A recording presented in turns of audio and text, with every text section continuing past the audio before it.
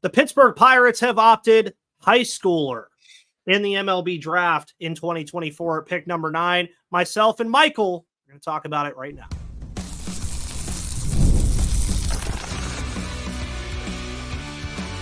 You are Locked On Pirates, your daily Pittsburgh Pirates podcast, part of the Locked On Podcast Network, your team every day.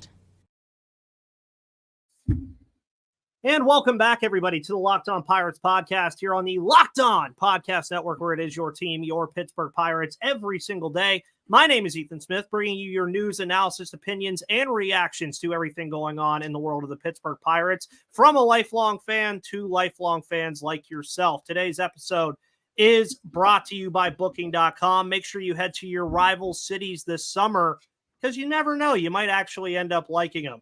Joining me on this wonderful Sunday edition of Locked On Pirates is Michael from 412 Double Play. You might know Michael from Steel City Pirates. We talk about that a lot on this show. Obviously, myself, Gary, and Michael do a lot of great work over there. So please check it out. Recording this pretty much, I'd say, about 5 or 10 minutes after the Pirates make their selection of Konnor Griffin at number 9 in the Major League Baseball 2024 draft. And at first, I will say, not even going to bury the lead here, I was not very happy just because the word high school is kind of like a little trigger word for me with how close I feel that this team is. And obviously, when you're taking a kid like this, it's going to be a while, I think, before we see a kid like Konnor Griffin. But now we're starting to notice a little bit of a trend here, Michael, with how Ben Cherington operates with these drafts.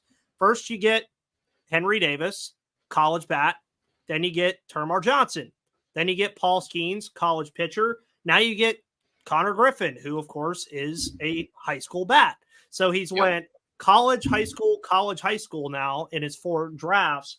And you look at this kid on the surface, I mean, insane athleticism, 6'4", 210 pounds, already being prompted as somewhat of a shortstop outfield type, also with having pitching in his arsenal as well. So these are all things that we'll learn about him. What else do you know about him, Michael? Because I know a little bit. I just don't know everything. Hey, super athletic. You were mentioning Cherington's draft. We also had the one college hitter with Nick Gonzalez in 2020, but that was an abbreviated draft. We didn't get that full season because of COVID. Big thing with Konnor Griffin is the athleticism. Shortstop's always the most athletic player on your team. This kid was the Gatorade National High School Player of the Year. 6'4", 205 pounds. 5-tool potential. He grades plus at defense at shortstop, which is always great because the guy can always bounce around. But the speed is elite. He's helped lead his team to a 6A state championship as a freshman. They won titles each of the last 2 seasons and went 87 for 88 in stolen base attempts. Like, that's just off the charts success rate. Yeah. Yeah, and I agree. And you look at the scouting grades that we get from MLB Pipeline, 50 hit tool, 60 power tool, 65 run tool, 70 arm tool. You don't see that one too much. 60 fielding tool and a 60 overall. And what's interesting is you look at this too, he apparently reclassified himself because he was going to go to the 2025 draft, seeing as he has a commitment to LSU where he was going to go pitch. Ends up classifying for this one instead, and it looks like it's paid off for him going number 9 overall in this. And ironically enough, he was the 9th ranked prospect on MLB Pipeline's draft board for this. But arguably the funnest stat about this kid, Michael, that you mentioned to me before we started, 87 stolen bases and 88 attempts in the spring. And you already mentioned the National High School Player of the Year. We've already talked about his size and his frame and everything. Really, I think this is just a matter of how much does he lean into that athleticism, because we've seen a guy that some of you might be familiar with in the system in Lonnie White Jr., who that was what was preached about him, was it was all athleticism. He's a pretty tall kid too, and wide receiver at Penn State that he was going to go play, but obviously didn't go do that. So how much do we have to lean on the athleticism here for his pretty high ceiling to really amount to it? I think that there's going to be some growing. I mean, even being 6'4" and 215 pounds, he's only 18. He hasn't gotten into that kind of structured workouts that being in professional ball is going to allow him. He wasn't hitting for a ton of power, but the power grades are pretty good. You're seeing the kinds of numbers that you want to see as far as like exit velocity and that sort of thing that this potential can be. And I'm with you, taking a high school bat over a college bat when it seems like we're close to contending isn't exactly what you really want to see as a fan. But if you're looking at the upside, if you're looking at, okay, let's take the best player available, Konnor Griffin might have been the best player available. He was by far the best high school player, and long term, he may be the best player in the draft. We talked about this before recording. This is a weird draft. This isn't like last year with Skeens and Langford and Cruz. This is a whole bunch of guys like Banzana who went 1, Condon who went 3. Like, they were really good, but there was no obvious picks at any point, and we're seeing it as the draft is unfolding before us. Yeah, and it's interesting because throughout the entire draft, you had Bazana and then Condon, and then some people even threw Jack Caglione as options at that number 1 overall selection. And you've kind of seen some teams like Cincinnati say, yeah, we're going to go pitching. We're not going to go with the college bats. And that's an interesting take on this too. Now, obviously for the Pirates, a lot more to do in this draft as well. But when we stick with Griffin, I mean, you have scouts saying he has 30-30 upside. It's very interesting, too, because he's also clocked in at 96 miles per hour on the mound.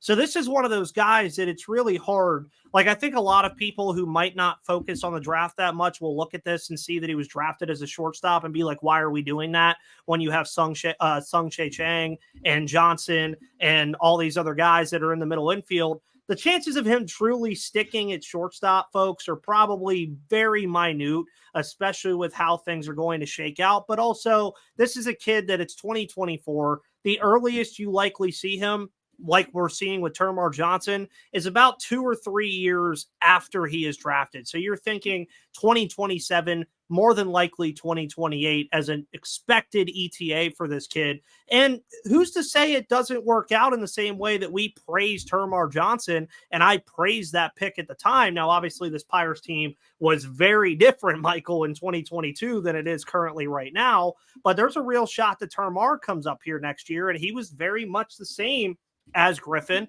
much lesser of a frame, of course, but the bat tool was there. The power tool was there. The speed is there.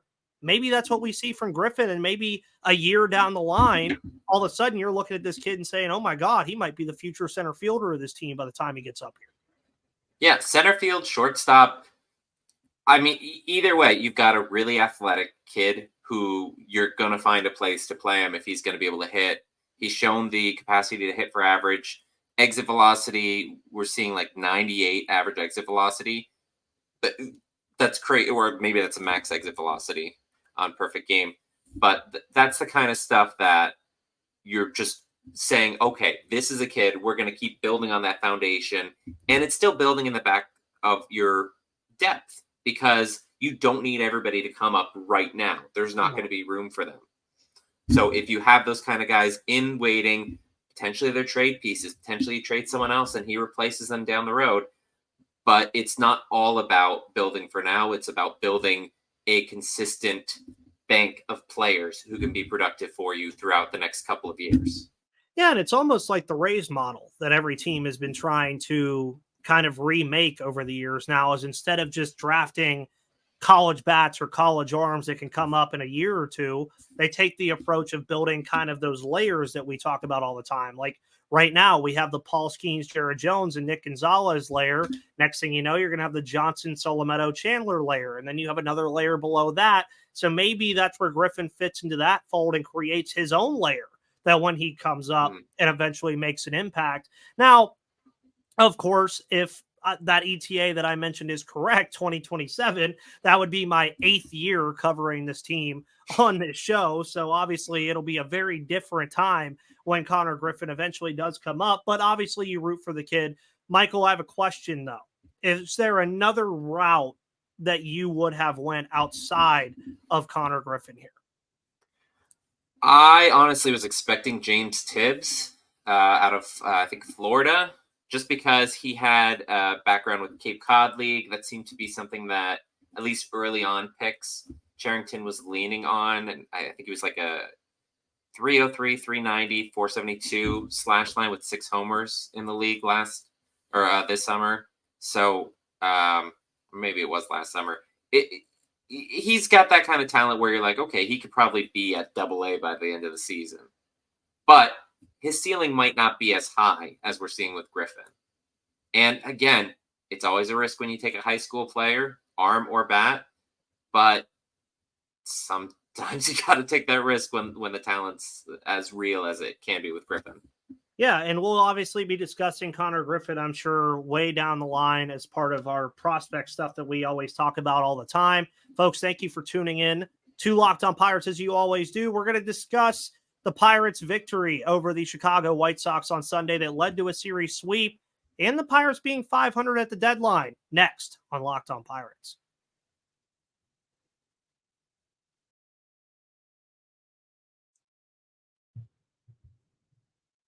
Today's episode of Locked On Pirates is brought to you by Booking.com. Booking.yeah, because right now it's the middle of the summer, and with summer travel heating up, especially travel for baseball games, it's time to explore those U.S. cities you've always secretly wanted to learn more about. And yes, we're even talking about your rival cities with hotels, bed and breakfast, vacation rentals, resorts, and so much more on Booking.com. You might just find your perfect stay even in your baseball rival cities. From hotels that look over stadiums to family-friendly resorts, Booking.com has so many choices across the U.S. for your summer travel this MLB season. The right stay can make you a fan of any U.S. city, even your rivals. Book today on Booking.com, on the website, or in the Booking.com app.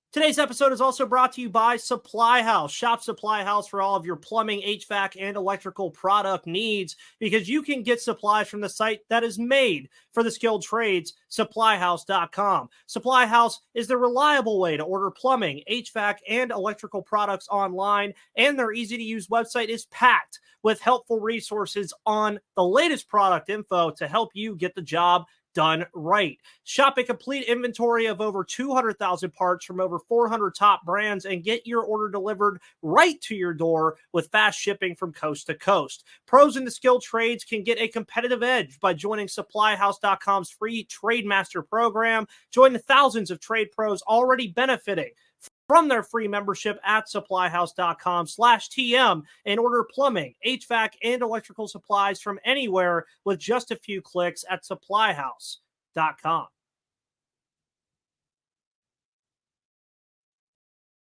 And thank you so much to supplyhouse.com and, of course, Booking.com for being your ultimate sponsor of today's episode of Locked On Pirates here on Sunday, July 14th. Obviously, we talked about the Pirates selection at number 9 in the 2024 MLB Draft at the top of the show, but the Pittsburgh Pirates, not prospects or anything like that, were in the middle of a game on Sunday where they were looking to get a massive sweep of the Chicago White Sox, coming off the heels of finally winning their third consecutive game on Saturday for the first time since May 4th, 5th, and 6th. And they did just that, defeating the Chicago White Sox 9-4 on Sunday to have a lot of momentum going into the All-Star break now, as the Pittsburgh Pirates are officially back at 500 at 48-48. Taking care of business over the weekend against a Chicago White Sox team that they absolutely had to do it against. The Chicago White Sox now 27-71, a very bad baseball team. And the Pittsburgh Pirates went into this series knowing they had an opportunity to get back to 500, to have a ton of momentum, to get into the All-Star break, especially with Paul Skeens going Tuesday, having a lot going on around you and a lot that's going to be going on over the next couple weeks. But this was an awesome series to see from the Pittsburgh Pirates. I mean, you got a very good start for Marco Gonzalez on Friday in his return to action and almost for the first time in almost 3 months. And then you look at Saturday, Luis Ortiz, he's making it really hard to even think about taking him out of the rotation when some of these guys even bother to come back from injury. And that's going to be insane. I mean, the Pirates pitching staff right now has been the glue that has kept this team together, the glue that has really helped this team be in the position that they are now, of course, at 500. And the offense had a very strong series in this one as well. You saw him put up 4 runs on Friday, obviously struggled against Garrett Crochet, who is an all-star, but transitioning from a reliever to a starter, he's pitched a lot of innings already this year and had to leave the game early. The Pirates took advantage of that and attacked. They took advantage against Chris Flexen on Saturday, winning 6-2, got out to an early lead, scored 3 in the 9th inning to really shut the door. That was big. And then, of course, today, they fell behind in this one, actually. Mitch Keller not having the greatest of starts for him. His big, very long streak of 5 innings pitched or more in all of his outings came to a close today against the Chicago White Sox. But after that, I mean, Quinn Priester came in and looked pretty good. Pirates got 4 runs in the 7th inning. Joey Bart had a very good game. I will continue to say this. Joey Bart needs to be the starting catcher of this team right now as things stand.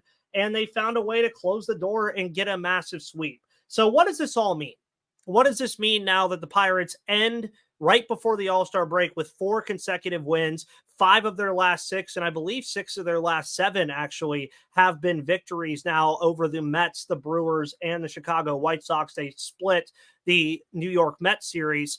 This is big because coming out of the break, folks, the Pirates do not have an easy go of things at all. It is going to be a very rough road for this Pirates team coming out of the break. You get the Phillies and the Cardinals in a 6-game homestand right out of the gate. Those are 2 teams that are have played very well. Philly, arguably to me, the best team in Major League Baseball. They're going to be tested. They're likely going to see Ranger Suarez, Zach Wheeler, Aaron Nola. They're going to see that really, really good pitching staff that has helped carry that Philadelphia Phillies team to where they are right now. And then they're going to play a St. Louis Cardinals team that they've had their struggles against this year as well, and a team that they're chasing in the NL Central, because right now, folks, it might not seem like it, but the Pittsburgh Pirates are actually kind of on the tail of the St. Louis Cardinals, 48-48. Meanwhile, St. Louis is 50-46. So that could be a massive, massive series for this Pittsburgh team that is just a game and a half out now of the wild card, and it doesn't get any easier after that either. You get the Arizona Diamondbacks, who have played a lot better as of late, made the World Series last year in the National League as a wild card team, and then another team that you wish you probably would have played earlier in the year in the Houston Astros, who, to nobody's shock, finally started to figure out how to play the game of baseball and look like the Houston Astros that we all know and hate. So you get those 2 guys on the road following that tough home stretch with Philadelphia and St. Louis. And then you get Arizona, San Diego, the Dodgers, and San Diego, Seattle, Texas, Cincinnati, Chicago, and Cleveland before you even get to September. So this is going to be a tough road of things, but if the Pirates want to be what we all want them to be, which is a playoff team, they're going to have to beat teams like this. They're going to have to beat the Phillies of the world, which they already played well against earlier this year, mind you, when they split in Philadelphia. They're going to have to beat the St. Louis Cardinals, a team that's in their division, a team that they can easily jump if they find a way to win that series. They could be right there with the St. Louis Cardinals. The Diamondbacks are a team they're fighting with right now in the NL wildcard race. That is a team that you have to beat. Houston, albeit it's not direct correlation to what the Pirates are trying to do as far as making the postseason, that's still a big series because the Astros are still a good team.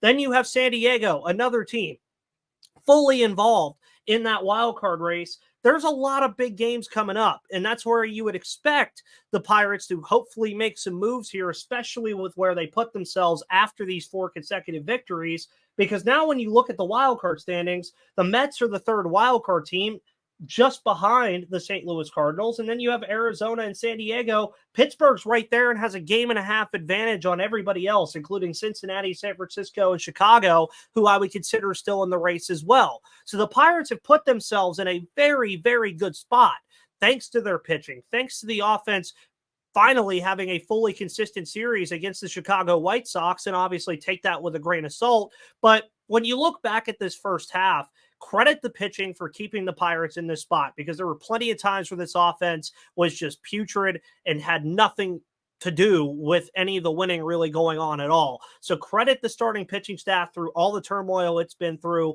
Credit Paul Skeens, credit whoever you want to credit. But if this offense can become a consistent force for the Pittsburgh Pirates, and this starting pitching staff, which is slowly starting to get healthier and will only get Bailey Falter and Jared Jones back at some point, can continue to be arguably the best pitching staff in the National League alongside the Philadelphia Phillies, then the Pirates have a real shot. This is not me being overly positive. This is not me trying to spin the narrative or anything. This is just a team that has a shot. They have a legitimate chance to get into the postseason with the pitching staff they have. They just need the offense to continue to contribute like they did in this White Sox series, like they did a little bit in the Brewers series, and like they did a little bit in the Mets series. And if they can just do that and put up 4 to 5 runs a game, folks, you're going to be looking at this team come September and say, wow, they actually have a shot to do it. This is the first time that they're 500 or better at the All-Star break since 2016. That is insane. And we know how good those 2013 through 2015 teams were. So hopefully the Pirates go out and add to it, which is what I think a lot of us want to see the Pirates do. And I'm going to discuss a pair of Tampa Bay Rays in the trade target series here in just a moment. Not named Randy Arozarena that could help this team and be interesting contributions as well. We'll discuss in just a moment.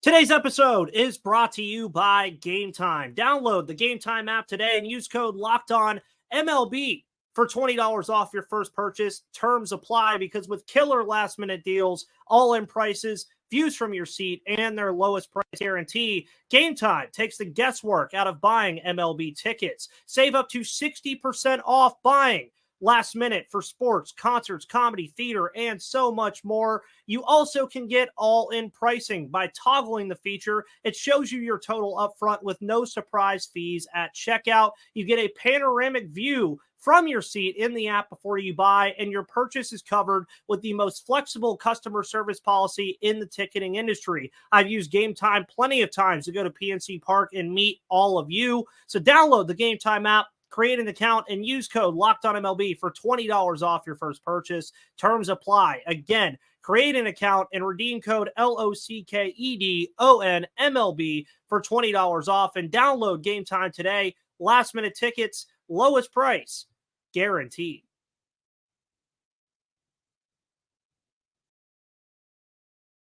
And folks, thank you for always tuning into the Locked On Pirates podcast, as you always do here on the Locked On Podcast Network. On tomorrow's show, Gary Morgan will be back on the show for Gary Morgan Monday. We'll be discussing the White Sox series in more depth, why the Pirates being at 500 is a massive deal, what they could be doing moving forward, how the All-Star break is going to formulate a lot of these things, how injuries are going to formulate a lot of these things. We're going to be talking about all of it on the Locked On Pirates podcast tomorrow. And it's a week full of guests, as you may know. You probably saw the guest list pop up on Twitter last week. I'll be posting it again later this evening and, of course, on Monday, so that you know all of the great guests that are going to be a part of this show this upcoming week. All-Star week, folks, it flies by.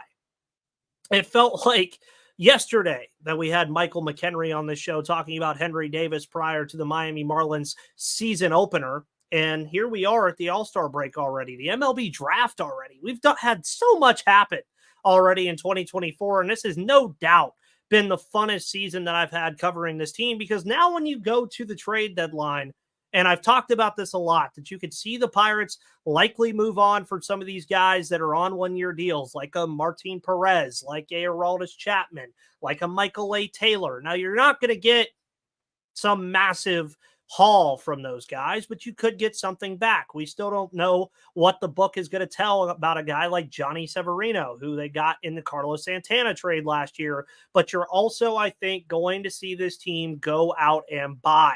And I've already had this mock trade series. I'm kind of changing it now to call it the trade target series, just to give you guys an idea of what I think the Pirates could be looking at. I don't have people in my ear telling me that the Pirates are interested in so-and-so and that a deal is close and things could be happening. These are just inferences that I'm making a bit based on what I think this team really needs. And when you're looking around this team and what they truly need, you can look at a bunch of different places. And one that I haven't really talked about, and I know it's a little interesting to bring it up, but first base, I think, is an interesting one still. Now, a lot of people, of course, sorry as I fix my hair here, a lot of people have kind of married themselves to the point now to say that they don't need a first baseman because you have Connor Joe and you have Rowdy Tellez, who has played him a lot better than he did in April and May. But I'm going to formulate that and twist it a little bit, because I do think that they could still use a right-handed power bat at the first base position. I still think it's a position of need at least a little bit, because I wouldn't even mind sliding Connor Joe to the outfield to kind of fix that issue. And then if you want to add somebody to platoon with Rowdy Tellez at first base as a full-time platoon at first base, rather than sliding Connor Joe out there every once in a while and just having him out there full-time, I think that that can fix a lot of issues in just one swift move. And a team I want to look at right now is the Tampa Bay Rays. We discussed a guy from the Tampa Bay Rays on this mini series that we're doing in the final segment of the shows with Randy Arozarena, a guy that I think would also fix a lot of problems in that outfield, although he's not having the strongest season that he's had in his career either. You look at a guy like Randy Arozarena and say he would be probably an immediate upgrade to a guy like Michael A. Taylor or Jack Sawinski even. But sticking with the first base idea, the Rays do have two players that I think are very interesting that they could go and acquire from Tampa Bay that I honestly don't know how much it would really take to get them, but I don't think it would be a massive haul of prospects that the Pirates would have to send the Rays' way to get either of these guys. The second guy that I discussed maybe a little bit more just because he's a lot younger, but we're going to start with Yandy Diaz, who is the first baseman of the Tampa Bay Rays right now, 32 years of age, a veteran guy in this league, career 288 hitter with 69 home runs and 322 RBIs. The OPS just north of 800 at 806. So this is a guy you're getting that has been there, done that. He's a veteran first baseman. He's going to have experience. He would be a phenomenal addition to a platoon with Rowdy Tellez. Dominating against left-handed pitching. You could even use him at third base if you wanted to. I believe he's played third base in his career before. Primarily a first baseman, though, a corner infield guy that has played a ton of first and a ton of third, over 2,000 innings in both spots. And this year, he's having a good year. 381 batting average, 381 at bats, 273 average, 8 home runs, 46 RBIs, the OPS at a 725. And Diaz is a guy already at the age of 32, as I mentioned, that, again, you saw him earlier this season against Pittsburgh, hit a home run off of Paul Skeens. He signed a 3-year, $24 million contract recently, of course, with the Tampa Bay Rays, has a club option in 2026. So you have him through his age 34 season before he becomes a UFA in 2027. So it would be interesting to see what the price would be on a guy like Yandy Diaz, and especially with the Rays being in such a tough division in the AL East with teams like the Red Sox, the Orioles, and the Yankees, who are all striving to make the playoffs. 2 of those 3 teams definitely will. The Red Sox are kind of the team that you have indifferences about. But Yandy Diaz, 5.122 service time on him. Again, strong right-handed bat with a little bit of pop, older than the other guy that I'm going to talk about here in a minute. Would love the Pirates to go out and get a guy like Yandy Diaz. Now, you don't have to be married to the idea of just one specific player. There are other guys that are like Yandy Diaz, like potentially a Taylor Ward, who could play corner outfield spots and first base across his career. So we've already seen the Pirates show interest in him reportedly, but I think Diaz would be great. Now, if you want to go for the more expensive long-term option that can also play both corner infield spots, then I think it has to be Isaac Paredes. Isaac Paredes brings a little bit more pop than Diaz, 15 homers, 50 RBIs, 261 average, 823 OPS, has had a phenomenal season with the Tampa Bay Rays, career 778 OPS guy, so he's playing a little bit over his career averages right now, but Paredes has looked good not looked as good as of late. Last 30 games, 204 average, 417 slugging, albeit still has 5 home runs in his last 30 games. So you look at that too, and you look at him, former Detroit Tiger, Tampa Bay Ray, it might be a little bit harder to pry him away because the Rays do seem that they have a willingness to want to get younger. Paredes fits that bill, especially with how he looks for his contract. Paredes is a guy that's going to be controllable. Again, 25 years of age. You look at what he comes with and what he offers, a lot like Diaz, just younger, strong right-handed bat that's going to hit you on those, is going to bring you some pop. And on top of that, He's also able to, like as I mentioned, play third base, which he mainly does for the Rays, and also play first. This is a guy that's going to be under team control until 2028. He's R2, R3, and R4 through 25, 26, and 27. That immediately raises his price tag. But with Paredes, folks, I think that it's a good potential option for this Pirates team. And he would be more controllable. And that's what I want the Pirates to do when it comes to their strategy at this trade deadline, is go after guys that are not just going to be here for this year. Get guys like an Isaac Paredes or even a Yandy Diaz that you can have for 1 or 2, maybe even 3 years, that can be integral parts of what you were trying to build as a core here. I think that is a massive part of all of this. Is I am okay with them potentially going and getting a guy like Jesse Winker. He's just only on a 1-year deal and he's gone after this year. And that doesn't really solve many of the problems that the Pirates are going to have moving forward, especially offensively. I think Diaz and Paredes can do that. And I think that those are 2 phenomenal additions that you need to keep your eye on. Folks, thank you for tuning into this special edition of Locked On Pirates here on the Locked On Podcast Network, where it is your team, your Pittsburgh Pirates every day. My name is Ethan Smith. Follow me on Twitter at MVP_Ethan or at Locked On Pirates, which is also now on Instagram at Locked On Pirates.